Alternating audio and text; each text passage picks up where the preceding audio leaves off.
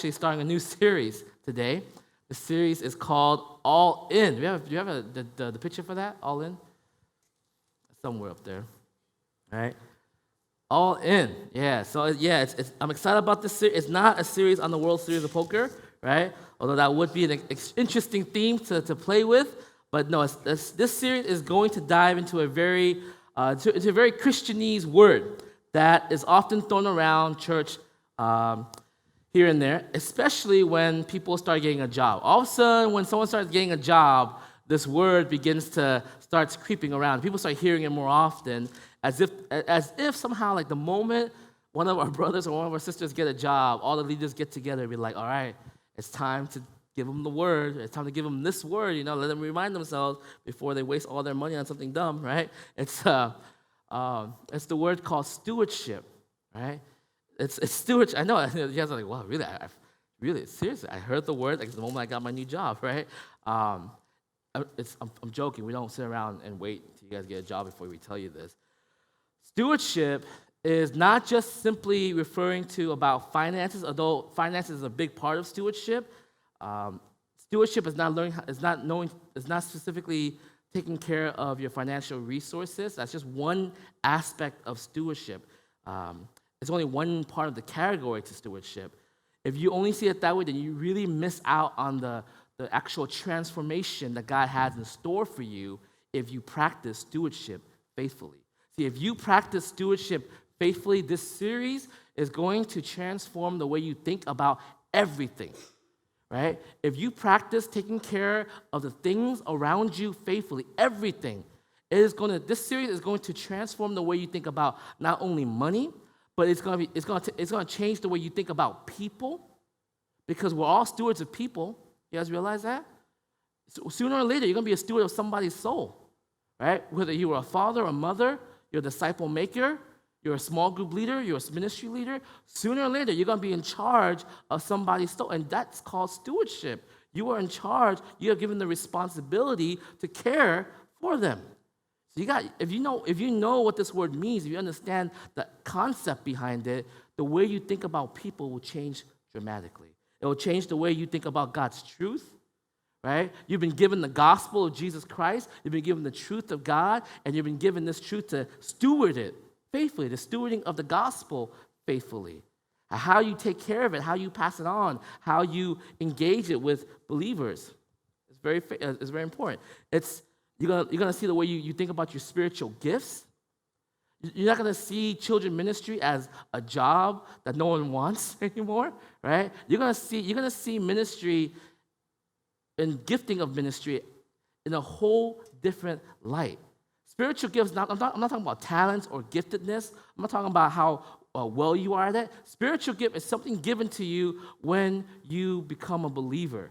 You could be the most financially sound and business savvy person, but you may be given the spiritual gift of working with children. I kid you not. But you won't know that unless you try it. That's the problem, right? That's why we keep telling you, give it a shot. You might actually be really good at this, right? Or give it a shot. You might actually be pretty good at worship, right? Or not, but we don't know. We don't know until you try, right? See, spiritual, you got to be stewards of it. And so when you find out what your spiritual gift is, you got to be good stewards of that. So if you understand that, it's going to transform the way you look at your giftings, your work, what you do for work, your money, your time. You guys get me? Right? If we understand stewardship, then our whole life begins this all-in process for God. If we understand stewardship correctly, then we will see every aspect of our life as being responsible for the resources that God has given to us, whether it's people, whether it's money, time, whether it's our giftings, whether it's the truth, whatever it is, okay? So this series, I'm really excited for it because we started this whole year with the theme of faith in action beyond our security. If we understand it, whether we desire it or not, if we call ourselves Christians, we've been given the responsibility of stewardship in these areas. Maybe you've been hiding from a lot of these areas, making excuses for why you can't, take care of people's lives, why you can't preach the gospel to people, why you can't right, administer your spiritual gift in certain areas, while you can't, right, use your work as a steward for God's kingdom, while you can't use all your money or all your money in terms for God's resources, or why you can't use your time. And so you begin to kind of separate those things, right? See, the faith in action beyond security theme is for you to take this picture of stewardship and realize, man, I'm all in. I'm all in for the Lord, right? And my prayer is that we don't become like the servants that Jesus talked about. The servants whom Jesus gave, to this one servant he gave this much gifts or talents. To this one he gave this much gifts or talents. To this one he gave, one. And those who he gave some stuff to, they did their best with it, and Jesus gave them the same affirmation, the same praise. But for the one who decided to stay silent, for the one who kind of pushed their giftings or pushed their stewardship for that goal to the side, to that one he says, "Away from me, you wicked servant." And that's my prayer, is that we don't just pick and choose where we want to engage with God in our steward life. We would actually engage them on every aspect of it. Okay? All right. So we want you guys to be game changers, and that means you have to activate every area of your life, not just whatever area you deem as spiritual, because guess what? Every area is spiritual. Your money is spiritual. Your time is spiritual, right? Your work is spiritual. Everything is spiritual, because everything is God's resource. You guys get me? And so we want you guys to be game changers in all of those areas. So that's why this series is so important. That's why I hope you guys stay for this series and continue to come out for this series. This series is going to teach you the biblical principles and heart behind stewardship.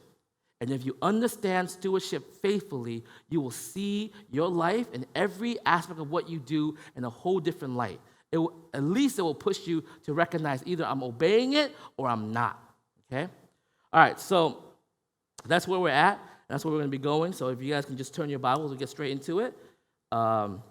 Today, we're going to talk about one specific aspect of stewardship. It is the definition of it and how it connects to leadership. Leadership as a form of stewardship. Okay? Leadership as a form of stewardship. And all Christians are leaders. Okay? Go to Luke chapter 22, verses 25 to 27. Luke chapter 22, verse 25 to 27. Let me tell you guys something. If you are a Christian and you love Jesus Christ and you trust him as your Lord and Savior, one day, sooner or later, not if, but when, you will actually become a leader. Right? There's no if I become a leader or if I choose to be a leader. If you love Jesus Christ, if you're a Christian, Jesus, who he says he is, you believe in him, you trust in him, you've given your life to him, you will be a leader. And if you are a leader, right, you have to understand what it means to be a Christian leader. For leadership is stewardship. Okay? Leadership is stewardship. Leadership over people is stewardship. All right. This is Jesus at the Passover. This is his Last Supper with his disciples. And he's going to give them last instructions, final instructions about what to do and how to go about their business, and explaining to them, what does a leader look like? What does the leader in God's kingdom look like? And we're going to try to break down this picture as best as we can. We're going to see what Jesus says is the way that the world leads and what he intends for Christians to look like when they lead. And then he's going to engage into look, if that's the case, what do we do? Okay? All right. Luke chapter 22, verses 25 to 26. Check this out. It says this. Jesus said to them, "The kings of the Gentiles lord it over them, and those who exercise authority over them call themselves benefactors. But you are not to be like that. Instead, the greatest among you shall be like your youngest, and the one who rules like the one who serves." Right? So Jesus is saying, look at the world around you, look at the leadership structure. The way they lead is a direct rule. Those who have power rule and lord over those who do not have power. It is a one-direction leadership. No other way. There's just one direction. I have the power. I am going to confer my power upon you and then subject you to whatever I command or demand of you. Right? And so Jesus says, but that's not the way I want you to do it. I want you to be a leader who actually serves. All right? So let me try to break this down in smaller chunks because it's so important for you to understand this, okay? The secret of understanding what it means to be a Christian leader is this. Whenever Jesus uses the word stewards in his teaching, in his parables or whatever, whenever he uses the word steward, the direct translation of that word from the Greek is oikonomos. It means house ruler, okay? A house ruler, but not just any house ruler, a great house ruler, meaning an estate ruler, someone who's in charge of just more than just a single house, but in charge of the building, the property, the people. He manages every aspect of the estate. You guys get me? He manages every aspect of the estate. See, a steward is not just someone who rules. So that's the job, right? You rule and you take care of all of these things. Your job is to tell them what to do, fix the paint, mow the lawn, take care of, buy some more bread for the baker this week or whatever. He tells you what to do. He's your ruler. But a steward takes care of the estate of someone else. So a steward is not only a ruler who has direct authority, a steward is also a slave, a servant. A steward has a master, and the master is the one who puts that slave, that servant, as the ruler or as the steward over that estate. So if the Bible calls, when Jesus uses the word steward, what he is trying to imply into each of your life is that if you are to be a steward, a Christian leader, leadership is stewardship, what he's saying is that you are not only a ruler, you not only are responsible for the cultivating and growing of whatever is given to you, but you are also a slave to the master, meaning you do for the master's bidding. You do it because it brings glory to the master. You do it because it honors the master. You don't do it because it's for you. Does it make sense? Right? So a steward, according to Jesus, has more nuances than that. So a Christian leader is someone who is both ruler and slave, one who has authority, but one whose authority is also bestowed upon them. And this is contrast to the direct rule or direct relationship we see in Gentile leadership that Jesus mentioned, verse 25. They have direct rule. They are giving them only thing. They have all the power. They have no one to keep them accountable. Everything goes through them, right? But Jesus says, not so with you, right? To be a leader, you have to be a servant, a slave, right? So if you're a Christian, then you will be a leader. And if you're a leader, then you will be a steward. Does that make sense? If you are a Christian and you love God and you say that he is your Lord and he is your Savior and you trust him, then this is inevitable. You can argue with me that you will never do this, but if you tell me you're a believer, this is inevitable. You will be a leader, okay? You will lead people's soul. Sooner or later, you will be in charge and been given responsibility of the soul of another person. And if you're a leader, you are a steward. If you're given the responsibility of another soul, then you have what? You have both ruler and slave as the directing course for your life, right? Here's the implication. If leadership is stewardship, then the essence of Christian leadership is to take some sort of resource and grow them, right? The resources could be financial, spiritual, human, personal, or physical.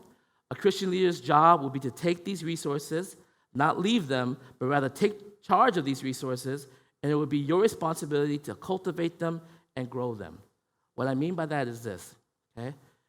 Here you are a Christian leader, and God has given you the resource of a soul, okay? He has given you this resource. He's given you the resource of your church, your family, the people around you, your husband, your wife, your children. He has given you this resource. And you, being a leader, you're also a steward, which means you have both ruler and slave mentality. Ruler means you have a responsibility. You have a responsibility to manage, to cultivate, and to grow what God has given to you. Does that make sense? If God's given you a soul, if God's given you people, then you have the responsibility as a ruler to cultivate, to grow this person. But you're also a slave, which means you do it not for your own glory or for your own benefit or to make yourself feel good. You do it because it benefits and it gives glory to the master. It is not for your selfish ambition. It is for God's glory alone. Does that make sense? So when you are a leader and and God's giving you the responsibility of a soul, he is saying, I want you to grow and cultivate this person. But I don't want you to do it because you want to have attention. I don't want you to do it because you want to bring more focus on yourself. I don't want you to do it because you want the world to look at you and say, what a great leader you are. I want you to do it as a slave, to remind yourself that you're doing it because I have called you to do it. You're doing it because it brings me glory. You are doing it because I am your master, and you have been given this task by me. So rule it well, steward it well. Does that make sense? Okay? So if you're a Christian, then someday, in some due time, you will be a leader over the soul of somebody. Some will be granted by God to be a steward leader over churches. Right? There might be some pastors in here. I mean, I'll pray for you if you ever decide to go down that road, right? I will fight you tooth and nail if you ever decide to want to go down there. But I'm not God. If he wants you to be a steward leader over churches, then you're going to be a steward leader over churches, right? Some will be granted by God to be steward leaders over ministries, right? That you will be given a ministry of people that you are ministering to, and these people are ministering to others. You will be given the leadership responsibility of caring, growing, cultivating this ministry for God's kingdom. Some of you will be granted by God steward leader over small groups. Some of you guys, God would say, it's time for you to come and form a small group.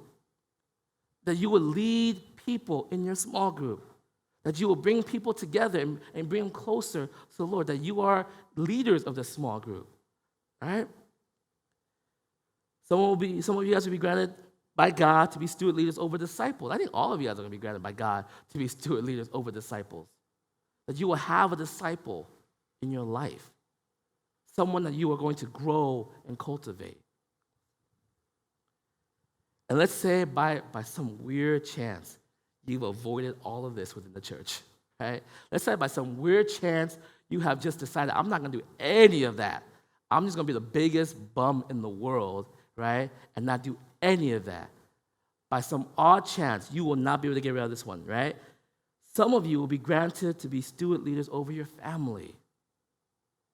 You will be stewards of your family. Remember I told you guys, right? One of the ways, when we did the family thing, right, on the family, that it's your responsibility ultimately. Ultimately, you can't just pass the buck when it comes to your family off it to someone else. You can't say, oh, my dad has this problem, my mom has this problem, so pastor come and fix it, or someone else come and fix it, or my sister has this problem, my brother has this problem, someone else go and fix it. Ultimately, it is your responsibility to grow and cultivate. You can bring people in to help, but it is your responsibility. You know why? Because you are the steward of your family. So as a steward of your family, you are given the responsibility to rule, which means to grow, to cultivate growth into their lives, and also to be a slave, which is to humbly do it, not for your benefit, not for their benefit, but for the glory of God, right? You're doing it for Him. So, do you guys get what I'm saying? What I'm ultimately trying to get you guys to think about is this. As a Christian, as a believer, ultimately, one day, you will be a leader, okay? And if you're going to be a leader, you have to understand your leadership is not about direct rule. It's not about direct authority. It's not about I say, you do. It's not about coming up with a bunch of projects and let everyone else do it. Your leadership, your primary leadership ability and responsibility is stewardship. You guys get that? Stewardship first before anything else. So let me give you an example. Let's say our praise team here, right? I'm gonna put Chris on blast real fast, right? In a good way, right? See, he has a job, right? He has a job up here. God's given him the steward leaders over a ministry. His ministry is worship, right? His ministry is worship. And he has a team, certain people on this team. His role as a worship leader, as a steward of worship, is not just to play music for you guys every Sunday. That's one of the things that comes out of it. You guys get that? His role is to cultivate and to grow. As a ruler and a slave, right? His role is to cultivate and to grow the people in which he cares for on this team. That means like Lonnie, Lung, Penguin, I think Beatrice, right? That is his primary role, to grow and to cultivate them, and then to do it not because he's been given a job, but because this is for the glory of God, right? And you know what his other role is to cultivate and grow the gospel, or grow you as well, because the people who are listening to this, because he's ministering to you, right? Maybe not as in depth as he can do it with them, but his another role is to, as a team, their role is a steward that for you guys, to grow, to cultivate and grow you guys in worship, and learning to appreciate the songs and knowing what the songs represent and understanding how each movement of worship means something. That you're not just here to sing a few songs and then sit down. That worship is this whole entire journey, right? And there's a stewardship responsibility in the midst of that, okay? But here's the question. I know you guys say, well, what am I growing them in, right? If I am a steward, if I'm a leader and a leader is a steward is a ruler and a slave, and a ruler is both growing and cultivating, then what am I growing them in and what am I cultivating them in? What am I growing my church in? What am I cultivating my church in? What am I growing my small group in? What am I cultivating my small group in? What am I growing my ministry in? What am I cultivating my ministry in? You guys follow me? What am I growing my family in? And what am I cultivating my family in? And the answer is, well, this is what Paul says. Paul says, I am a steward of, you guys are here, of the gospel, right? The gospel. I'm a steward of the gospel, right? When people ask, what are you supposed to grow and cultivate someone in, you grow and you cultivate them in the gospel. That through your stewardship of their lives, what should result out of that is more growth and more understanding of who Jesus is, not less. It should not be after years of spending time with them that all you know is what good, how great hospitality is, right? Or how great fellowship is, right? Or how great it is to connect to people. That should not be what the result of the stewardship leadership is. As a leader, as a steward, when you rule over someone, when you're trying to grow and cultivate them in, at the end result, what they should see, what we should see is growth in the knowledge of Jesus Christ.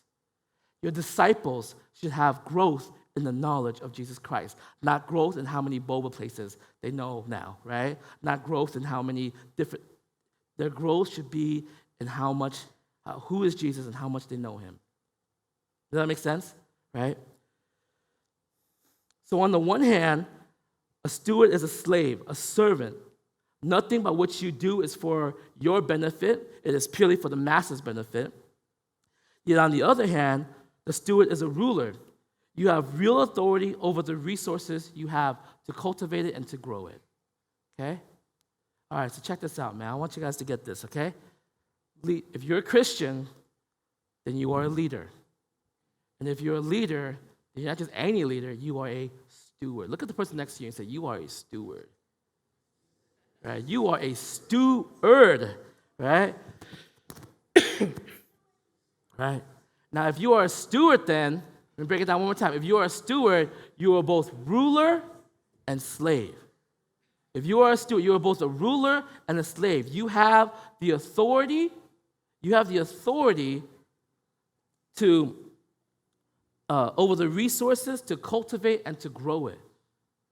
When you are a steward over your family, you have the authority over your family to grow and to cultivate them. To grow and cultivate them in what, though? The gospel, thank you, right? To grow and to cultivate them in the gospel. And that should be our measuring stick for everything. Everything, right? It should not be how well something looks from the outside, how many people we see in services, how big the small group has gone, how crazy the ministry is looking. It should always be how much have the people in whom they are ministering to or being ministered or being used to minister, how much impact of the gospel is actually engaged into their life. How much more do they know Jesus? How much more are they working towards him? How much more are they fighting and they struggling each day to overcome their sins so that they can be more and more like Christ? That should be the litmus. And everything else out of that is just the fruit of the labors. You guys get me? It's just the fruit of it. When that is set, worship, the music, is just the fruit of it. When that is set, evangelism becomes just the fruit of it. The ability to do it becomes just a fruit. It just becomes this natural pouring out. Right? You are both a ruler and a slave. All right. But let me get deeper, because we talked about what ruler is. We talked about responsibility. We talked about growing, cultivating. We talked about it's in the gospel, right? But I haven't really talked about what does it mean to be a slave, though, right? So here Jesus is saying, I don't want you just to rule. I want you to be a ruler and a slave, right? I want you to be a steward. You're not just to be direct rule, telling people what to do. I want you to be a ruler and a slave. Because the people, the Gentiles, they rule over their people, but not so with you. Verse 26, he says, but you are not to be like that. Instead, the greatest among you should be like the youngest, and the one who rules is like the one who serves. What does it look like then to be a slave? What does it look like then to be a servant?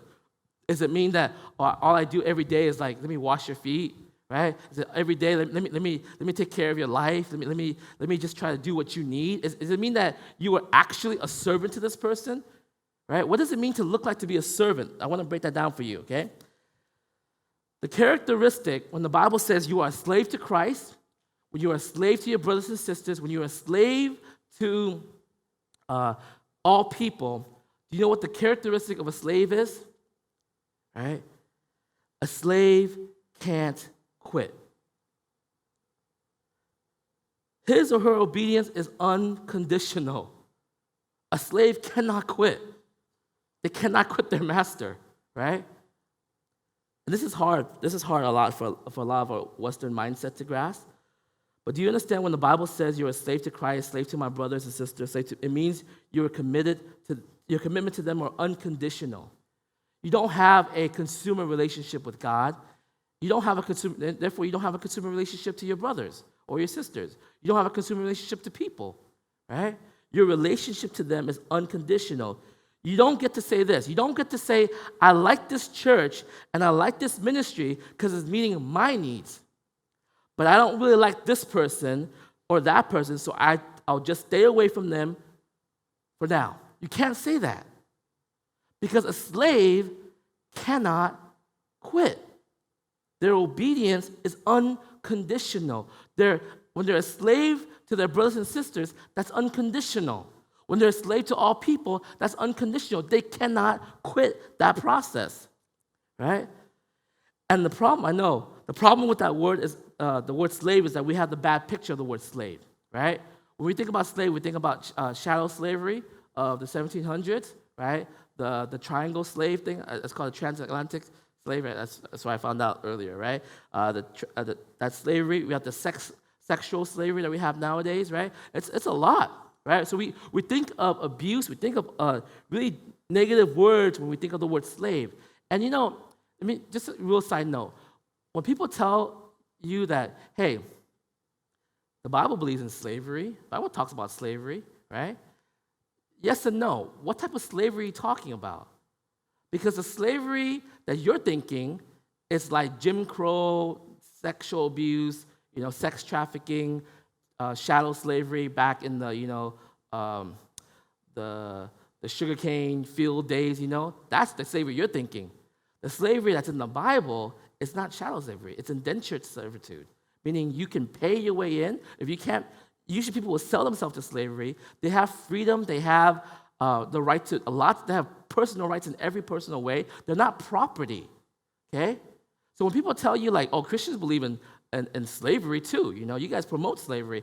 So no, what do you think? It depends on what you mean by slavery. You guys get that? If they're thinking all like that type of slavery, the negative slavery, then yeah, you're right. But that's not what the Christian believes in. That's not what is in the Bible, right? There's abuses of it. I'm not saying there's none, but that's not what the Bible is talking about when it says slavery. Slavery in the Bible is indentured servitude.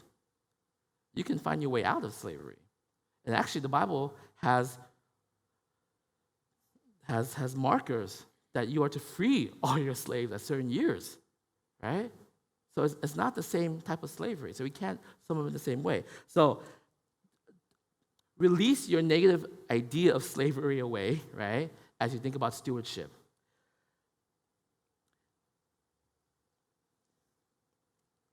It means this, okay? The Bible, when it talks about slavery, means this.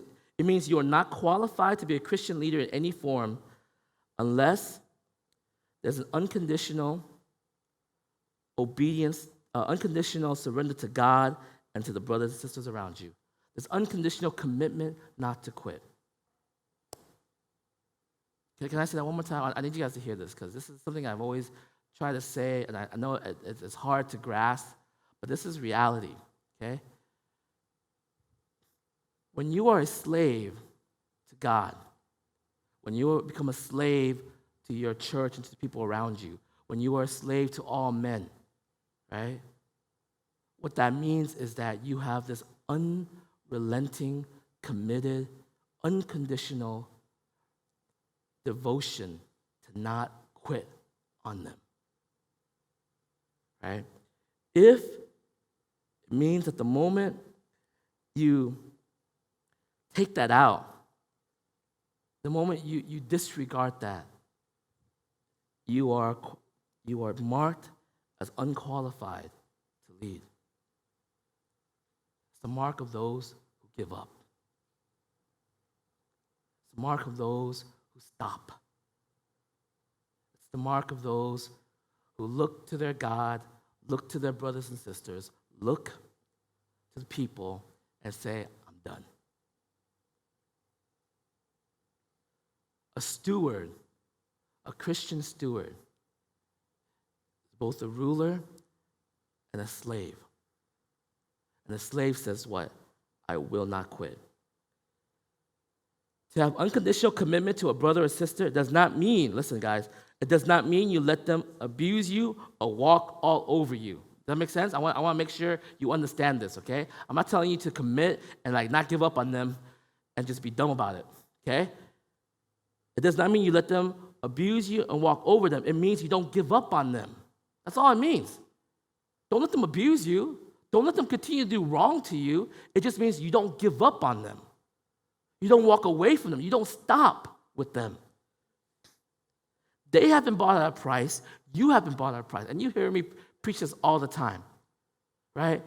If you were a sinner saved by grace, if you were a lost cause, have no reason, not special whatsoever, that God will still choose some way, somehow, by His grace, to save you, then who are you then to stop and to give up and to say, I will not save them. I will not go the distance for them, right? They have been bought at a price. You have been bought at a price.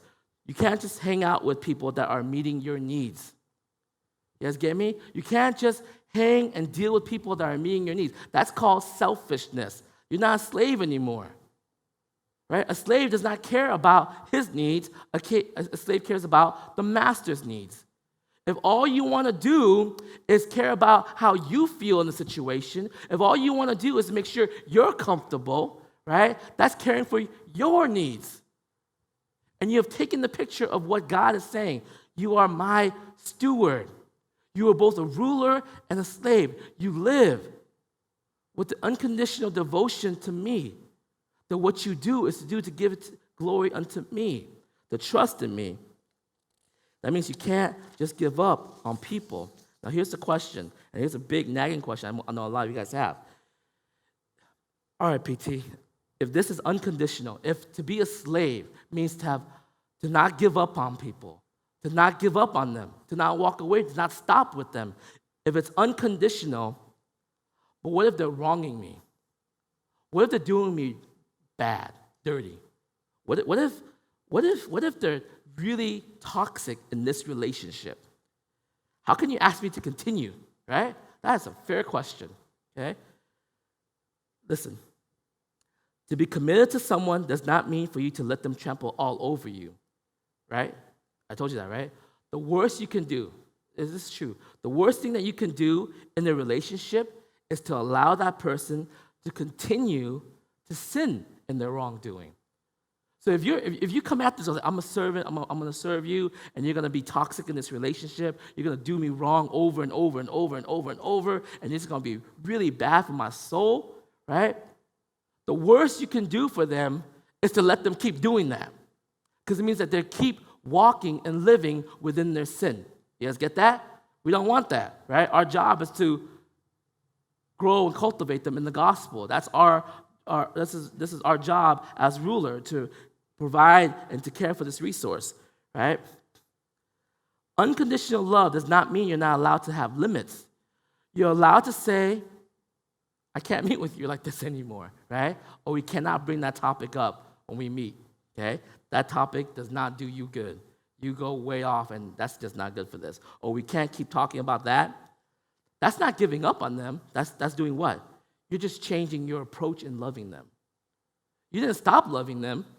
You just changed your approach in the way you love them. You guys get me? It's okay to set limits here, okay? I mean, I'm a father, and I understand this and I bring up Seth every sermon, because he's just so useful in that area, right? Sermon illustration. If I love him, if I say, I love him, and the result of that love is him perpetuating his sin, that love is not helping him. You guys get me? And it would be wrong of me to continue to let him do that.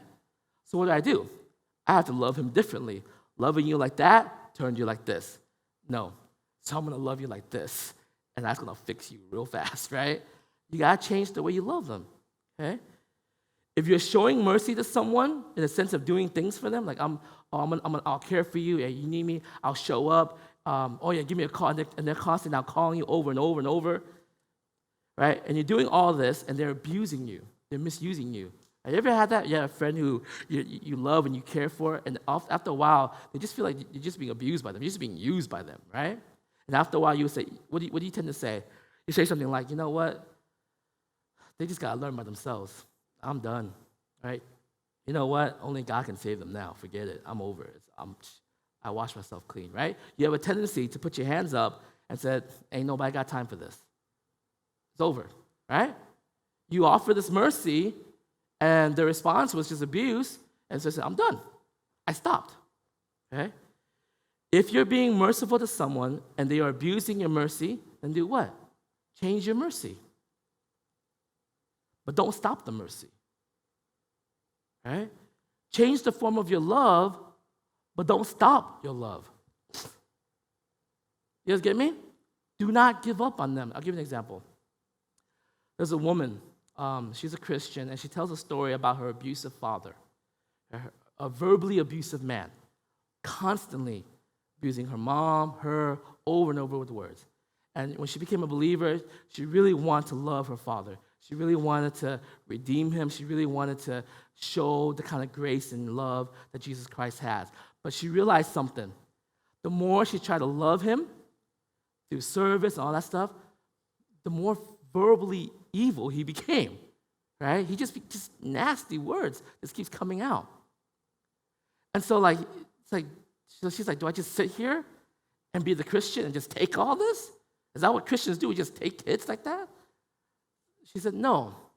So what she did was, she'll call her dad, and this is what she'll say. She said, Dad, I love you, and we're going to have a good conversation. But the moment you begin to be abusive, I'm going to click the phone. But don't worry, I still love you, and I'll call you back on Saturday again. And so, they'll call and they'll talk, and, true, like 15 minutes in, Dad starts going off on her, and she's like, click, right? I'm going to buy, and then just click. And then her dad's like, yeah, I got her. I broke her, finally, right? But Saturday, she calls him, hi, Dad, how are you? You know? And, he's like, okay. And he's just talking again. And, this time, maybe within 10 minutes, he starts, going off on her. He just click. doesn't even respond, just click. Right? Saturday, picks up again. Hi, Dad, how are you? Right? And he starts talking, gets abusive, click. Right? He does this. She keeps doing this, but she keeps calling. She changed the form of her mercy from just taking it in all the time, right, to allowing for it to not affect her. Say, you know what? The moment it happens, I'm going to stop. To the point where finally she picks up the phone, she talks to him, and they went past their 15-minute mark. They were able to talk through a conversation, right, faithfully. Steward of the family. How? Changed the way she loved. She changed the way she loved. You guys get me? But she didn't give up on her love. A lot of us, we have that tendency to give up. We give up because we're tired. We give up because I'm over it. We give up over and over. And yet God is saying, you are my steward. You are my steward. You are both ruler and slave. That means you don't give up. You don't give up. Your obedience is unconditional.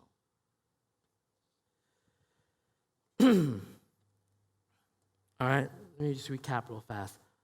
If you're a Christian, then you will be a leader. If you're a leader, then you are not just any leader, you are a steward. If you are a steward, that means you are both a ruler and a slave. A ruler's job is to take the resources that's been given to them, to grow it and cultivate it. For a Christian, we need to grow and cultivate in the gospel. It is to measure by the gospel. As a slave, it is our characteristic of not giving up on people. Obedience is unconditional. We don't walk away. We change how we love, but we do not stop love. We change how we do mercy, but we do not stop mercy. Right? And when we lose our energy, we lose our way of thinking, we draw on the greatest resource, the greatest power, and the greatest example, the greatest strength of stewardship possible. Who is the original and the greatest of all stewards? Jesus Christ, right? I'm not going to do it. It could be hospitality, apparently. Oh, man. Our Bible trivia team is doing great. They're in second place. Give it up for Bible trivia. Yeah, man. Bible trivia. Yesterday, the last round for the Final Jeopardy, one of the passages was, what did Paul consider greater than all things he's ever known, right? And I was like, that's it, dude. That is every message I've ever preached. It is Jesus at the end of it. There's no way. We got this, right? When some kid said salvation, I'm like, that's pretty close. But you're not there, right? And then I was like, oh, team. He read it. He said hospitality. I was like, hospitality? The greatest thing Paul's ever considered the greatest of all things is hospitality. Wow, they must have been really nervous, right? But anyway, they did great. We're in second place for that. So I really think we're going to do it well this year. So I'll give it up for them. I was making a joke for them when they said hospitality. Yeah, but the answer is Jesus Christ, right? He is the original steward, right? Jesus Christ is the original steward. Look at verse 27. This is what he says here. Verse 27. He says, for who is greater? The one who is at the table or the one who serves? He's posing his questions to his disciples. Who is greater? The one who's eating, enjoying the food at the table, or the one who's serving? And it's pretty obvious it should be the one who's reclining at the table, right? Is it not the one who sits at the table? But I am among you. He says, I'm here as one who serves. I am here, right? I am the greatest of all, right? That's what he's implying. He said, I am the greatest. And what is the greatest doing? Serving, right? He is serving. I want you guys to realize this, okay? Jesus Christ had the responsibility the care that he cared so deeply that he wanted to grow and cultivate his sons, his daughters, God's children for all time. And what does he do? He gave them himself, right? He gave the world himself as a testament, as a physical testament that tells them that they are loved, that they are cared for, that they are more than who they are. To grow into Christ, to steward them into salvation, Jesus Christ gave himself to them. To renew it, to grow it. And he had all the power in the world, but he chose to be a servant. Right? When at the Garden of Gethsemane, when Peter cut off the ear of one of the guards, Jesus came, put the ear back in, like, there you go, right? And Jesus told Peter, like, why, right? Don't you think that if I wanted to, I can call down all of the angels from heaven and they can wipe this place out clean? I did not come to bring a sword, right? Those who live by the sword will die by the sword. Come to be a servant. I've come to serve. And in Jesus Christ, we see the perfect example of both ruler, of he who is willing to go the distance, who will not give up. He will not give up. He even gave his life to show you that he will not give up on you. He could have easily said, I'm done. This is enough. Enough whipping. I'm over it, right? But to the cross and to the grave, he says, I will endure it and I will take it because I will not give up on you. And if Christ will not give up on you, how can you give up on them? Right? If Christ would not give up on you, then how could you give up on your church? If Christ would not give up on you, then how could you give up on your small groups? If Christ did not give up on you, then how could you give up on your ministry? How could you give up on your discipleship? How could you give up on them?